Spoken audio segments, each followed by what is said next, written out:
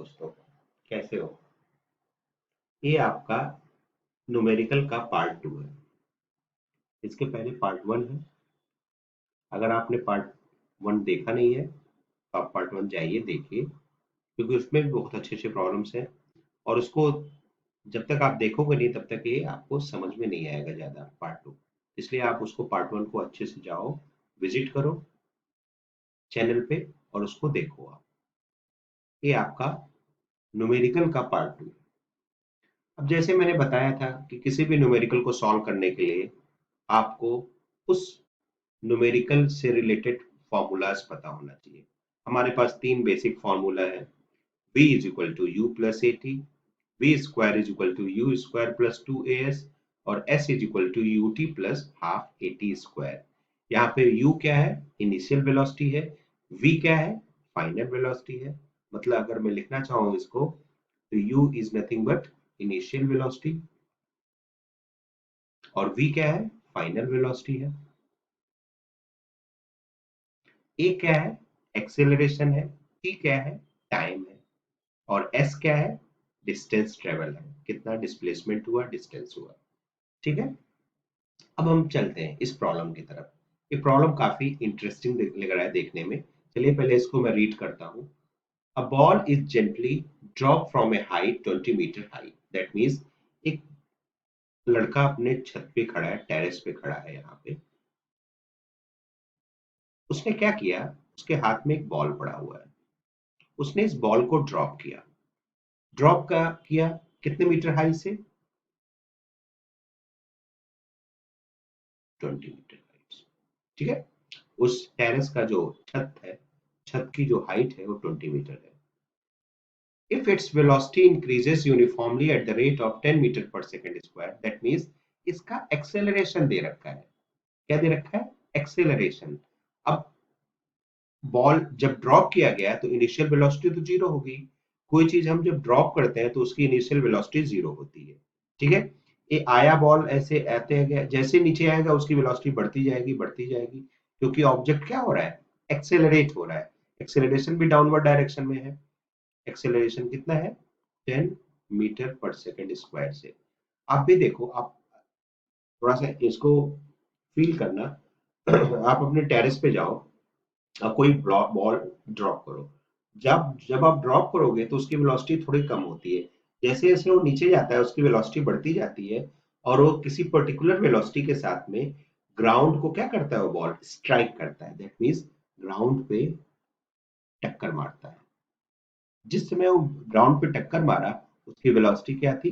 v थी। अपने को पता नहीं कितनी वेलोसिटी थी, हमने उसको v अज्यूम कर लिया। ऑलराइट।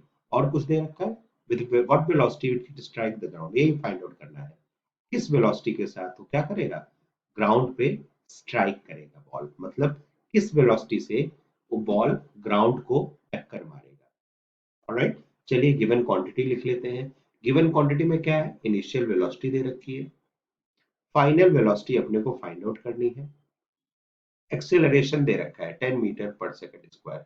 अब याद रखो, यहाँ पर वेलोसिटी कम नहीं हो रही है। अगर वेलोसिटी कम होती तो रिटार्डेशन होता, लेकिन यहाँ वेलोसिटी इंक्रीज कर रही है। वेलोसिटी क्या कर रही है? इंक्रीज कर रही है, इसीलिए एक्सेलरेशन एक्सेलरेशन ही होगा, रिटार्डेशन नहीं होगा। ठीक है। और हाइट मतलब डिस्टेंस दे रखा है। कितना दे रखा है? 20 मीटर। 20 मीटर डिस्टेंस ट्रेवल करता है। इसको ए पॉइंट मान लो, इसको बी पॉइंट मान लो। तो ए से बी का डिस्टेंस जो है वो 20 मीटर है। चलिए हमारे पास क्या फॉर्मूला है, क्या फाइंड आउट करना है? v फाइंड आउट करना है। u दे रखा है, a दे रखा है, s दे रखा है। तो अभी तक तो आप काफी ज्यादा समझदार हो गए होंगे। तो आपका क्या फॉर्मूला अप्लाई होगा? सेकंड वाला। सेकंड वाला क्या फॉर्मूला कहता है? v square is equal to u square plus 2as।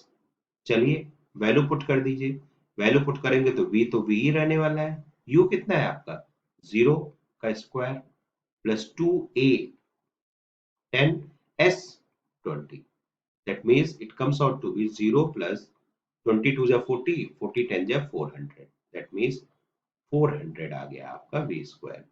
तो v स्क्वायर 400 आ गया तो v क्या हो गया? स्क्वायर रूट ले लो 400 का। अगर आपने स्क्वायर रूट पढ़ा है तो 400 का स्क्वायर रूट 20 होता है। दैट मीन्स 20 मीटर यानी 20 मीटर पर सेकंड से वो क्या करेगा, ग्राउंड को स्ट्राइक करेगा। बी पॉइंट पे उसकी वेलोसिटी क्या होगी, 20 मीटर पर सेकंड। और कुछ पूछा उसने, after how much time it strike the ground, मतलब ए पॉइंट से बी पॉइंट पे पहुंचने में उसे कितना टाइम लगता है, ए पॉइंट से बी पॉइंट पे पहुंचने में उसे कितना टाइम लगता है। तो टाइम फाइंड आउट करने के लिए क्या करना पड़ेगा आपको, सिंपल, टाइम फाइंड आउट करने के लिए क्या करना पड़ेगा, कौन सा फॉर्मूला अप्लाई होगा, डेफिनेटली टाइम तो यही दे रखा है, यहाँ भी दे रखा है, लेकिन ये तो काफी कॉम्प्लिकेटेड हो जाएगा, टी स्क्वायर, तो यही हम अप्लाई करते हैं। v इज इक्वल टू क्या है, u plus a T. v अपने को फाइंड आउट हो चुका है 20, u 0 है, a कितना है 10 है, और t तो t ही रहने वाला है, तो 20 is equal to 10t, therefore t is equal to 20 upon 10। मतलब केवल 2 सेकंड लगने वाले हैं उसे ए पॉइंट से बी पॉइंट पे पहुंचने में, पलक झपकते ही पहुंच जाएगा, मतलब केवल 2 सेकंड लगेगा उसे ए पॉइंट से बी पॉइंट में पहुंचने में। ठीक है, न्यूमेरिकल्स याद रखना, इन न्यूमेरिकल्स प्रैक्टिस से होते हैं, आपको समझना पड़ेगा, आपको फिजिक्स महसूस करना पड़ेगा, फील करना पड़ेगा। जब तक आप फिजिक्स को फील नहीं करोगे, महसूस नहीं करोगे, तब तक आपको न्यूमेरिकल नहीं आएगा। ठीक है, इसीलिए आप ऐसा अज्यूम करो कि आप यहाँ पे ए पॉइंट पे खड़े हो, ए पॉइंट से आपने बॉल थ्रो किया और वो बी पॉइंट पे स्ट्राइक कर रहा है, महसूस करो आप उसको। ठीक है, और जब तक आप महसूस नहीं करोगे तब तक फिजिक्स के न्यूमेरिकल्स आपको आने से रहे, न्यूमेरिकल ही नहीं, फिजिक्स आने से रहा। फिजिक्स अच्छे अच्छे को समझ में नहीं आता है, इसीलिए आप कोशिश करो कि जो भी न्यूमेरिकल्स हैं, जो भी थियरी वाला पार्ट है, उसको फील करो, महसूस करो उसे। महसूस करोगे तो डेफिनेटली फिजिक्स में आपको अच्छे मार्क्स मिलने वाले हैं। ऑलराइट, और इसी टाइप के न्यूमेरिकल्स आपको एग्जाम में आते हैं, इससे टफ न्यूमेरिकल नहीं आता है, इसी टाइप के आपको न्यूमेरिकल्स एग्जाम में आते हैं। जो इस टाइप के न्यूमेरिकल्स करके जाता है, समझ के जाता है, तो डेफिनेटली उसके अच्छे मार्क्स आते हैं, और जो नहीं समझता है तो आप जानती हो क्या होता है उसका। ऑलराइट, चलिए नेक्स्ट प्रॉब्लम की तरफ बढ़ते हैं। चलिए नेक्स्ट क्वेश्चन की बात करते हैं। नेक्स्ट क्वेश्चन क्या कहता है, कुछ अच्छा ही कहेगा definitely. A brake applied to a car produces an acceleration of 6 metre per second square in the opposite direction। देखो, opposite direction to the motion, motion के opposite direction में acceleration produce हो रहा है, मतलब एक क्या चीज है, acceleration नहीं है, ये retardation है। क्या है, retardation है। If the car takes 2 seconds to stop after the application of brake, calculate the distance traveled by during the car। चलिए एक छोटा सा कार बनाने की कोशिश करते हैं। हमारे पास एक रोड है, कार बनाते हैं हम लोग। ठीक है, मजेदार कार नहीं बना, दूसरा बनाते हैं।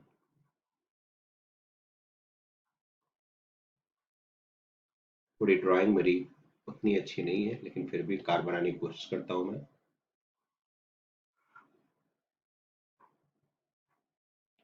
वैन बना देता हूँ, सबसे बेस्ट है, वैन ठीक रहेगा, मारुति वैन जो होती है।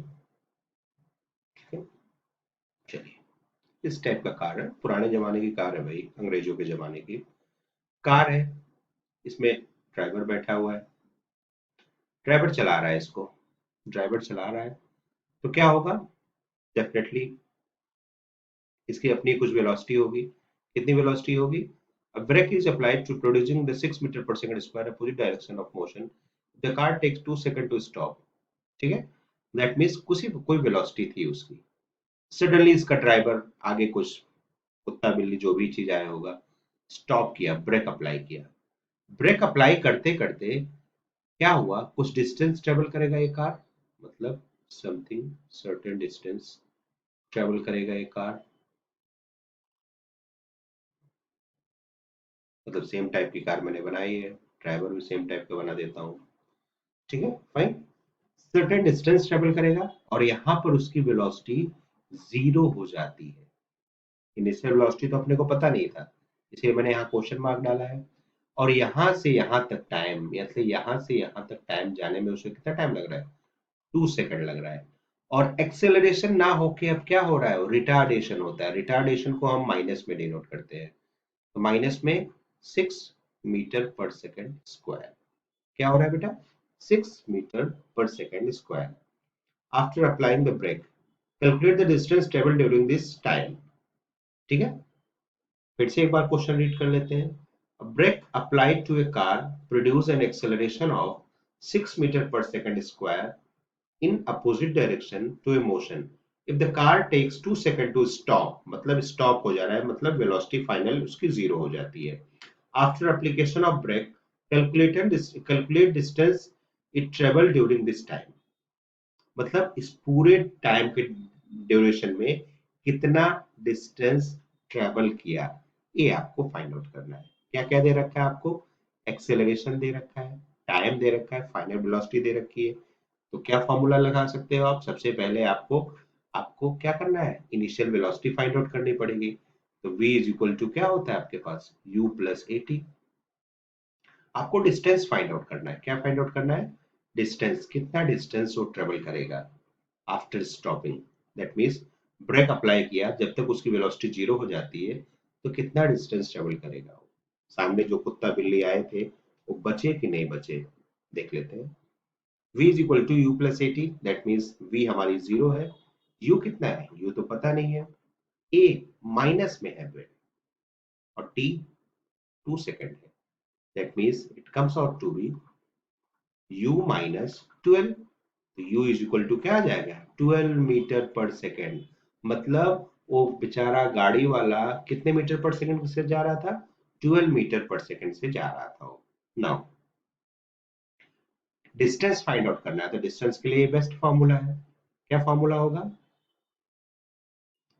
v square is equal to u square plus 2as।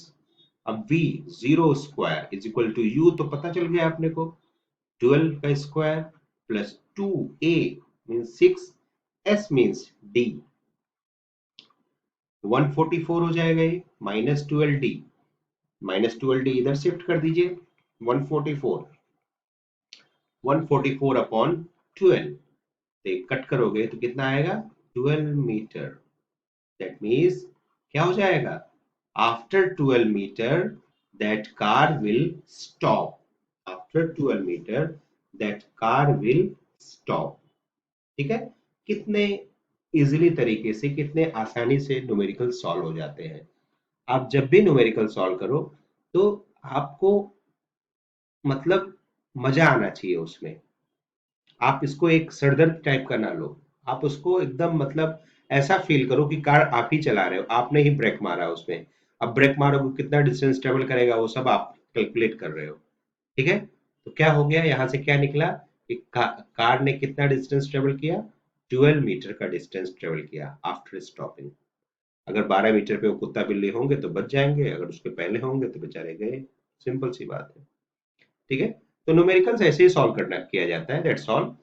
और बस इतना ही हम लोग 4-5 न्यूमेरिकल्स देखते हैं, बाकी अगर और भी न्यूमेरिकल्स आपको डिस्कस करना होगा तो आप बताना हमसे, we will discuss more numericals related to this topic that is motion. Alright, तब तक के लिए goodbye, thank you so much for watching.